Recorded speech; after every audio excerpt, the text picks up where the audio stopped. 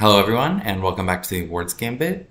I hope everybody had a fabulous Thanksgiving weekend filled with family, friends, food, and films. I know mine did.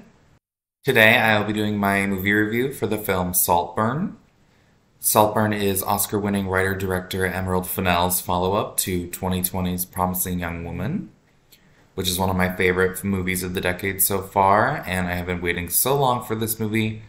And I finally went to see it on Sunday, and let me tell you, all in all, I certainly was not disappointed. Before we get started, I want to let you know that I will make sure to avoid spoilers for this film, so for those of you who haven't seen the movie, worry not, you can use this video as a reason to go to your nearest AMC and check out Saltburn. Overall, I thoroughly enjoyed watching this film. It was extremely entertaining, and it was certainly unlike any movie I've ever seen before. But I love that Emerald Fennell really dares to be different with these unique, dark, bold, intense, uncomfortable movies. She's just so badass in my opinion. Saltburn tells the story of Oxford student Oliver, who's played by Barry Keoghan, who befriends a wealthy peer named Felix, played by Jacob Elordi, who Felix invites to his family estate, which is called Saltburn.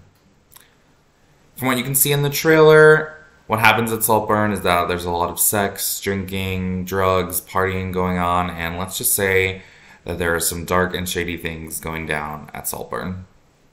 There were a lot of things in this movie that I like. It definitely wasn't perfect, but we can talk a little bit about its ups and downs with its potential for awards nominations. I feel like this movie has an outside shot of getting into one of the 10 Best Picture slots. Promising Young Woman got into a field of 8, and I feel like this early on in the game, they're kind of at the same spot right now in terms of the awards race. So I definitely could see Saltburn getting into Best Picture. I think this could also get in for Best Actor for Barry Keoghan. Best Actor is a pretty competitive field, but Barry Keoghan is kind of a hot, young, new actor. He got his first nomination supporting last year, and I think he could definitely crush this race. Another acting nomination this movie could get is Best Supporting Actress for Rosamund Pike. She's a previous nominee for Best Actress for Gone Girl, and she was so iconic in her role as Felix's mother. She was so quirky and lavish and funny, and I could see her getting into that race. I would mention Jacob Elordi for Supporting Actor because I really liked him in this role, but I think he has a better chance of getting recognized for Priscilla, so I don't think he's going to get in for Saltburn. I actually think this movie has a really good shot of getting in for Best Original Screenplay. It is certainly an original concept and plot, and Emerald Fennell is a crazy talented writer. She just won in 2021 in this category for Promising Young Woman, and I mean, it would make sense that she would get in again this year. Cinematography, I'd love to see it get in for, especially when thinking about the many different shots and angles of the vast estate at Saltburn. It's a pretty competitive field for sure, but cinematography often has some wildcard nominees, and maybe this year that could be Saltburn. I also think this film could get in for production design. I was in awe of the beautiful designs and landscapes at Saltburn. There was this really cool maze made of hedges, which reminded me of the maze in Harry Potter and the Goblet of Fire. At the third task of the Triwizard Tournament, shout out to all my fellow Harry Potter fans who know what I'm talking about. But yeah, overall, impeccable production design, and it absolutely deserves a spot in that category. This movie also had some iconic costumes, so many different crazy and creative looks from different events and parties at Saltburn. I was super into them and definitely should get into the Best Costume Design category. I also thought the soundtrack of the movie was good. I didn't recognize a lot of the songs, and it didn't stand out to me as much as Promising Young Woman's soundtrack did. But I think the music in it definitely fit the vibe of the film. And one of the spots I think this film lacks a little is the overarching theme. I didn't feel like there was a meaningful theme or message in this film.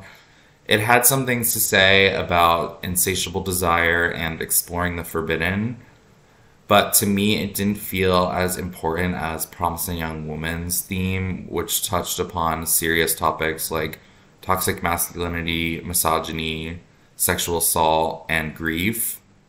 I feel like this movie served more for pleasure than for morals, which is totally okay. I was just hoping for a bit more of a profound message from it. For an overall rating, I would give Saltburn an 8.6 out of 10. Like I said before, it was a daring and entertaining film. I have so much love and respect for Emerald Fennell. I felt like this film didn't quite live up to my high expectations for it, but I still liked it a lot, and I highly recommend you all check it out as soon as possible and let me know what you think about it. Thank you all so much for tuning in. I appreciate your support as always. Don't forget to like, comment, subscribe. Keep an eye out for more videos. I started drafting up some new Oscar predictions for below the line categories, so hopefully that will be out soon. Golden Globe nominations are just around the corner, so I'll definitely be posting about that. And I also just signed up for a membership for AMC A-List, so I'm definitely going to be going to the movies a lot more, which means more movie reviews coming your way. So stay tuned for that. Thanks again for watching. I hope you guys have a great rest of your week, and I will catch you next time on the Awards Gambit.